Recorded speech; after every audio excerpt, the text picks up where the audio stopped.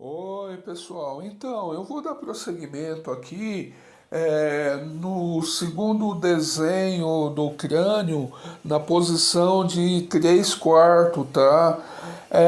Eu estou fazendo ele com mais calma e dando mais ênfase na forma, né? A construção desse segundo, ele está bem melhor que o do primeiro, tá? Do primeiro eu tive que fazer bastante correção nele, né? Mas ele ficou razoável. E nesse daqui tá bem melhor, tá? Tá um desenho de observação. Eu fiquei bem atento às formas aqui e à construção dele, tá? Ele tá bem bacana.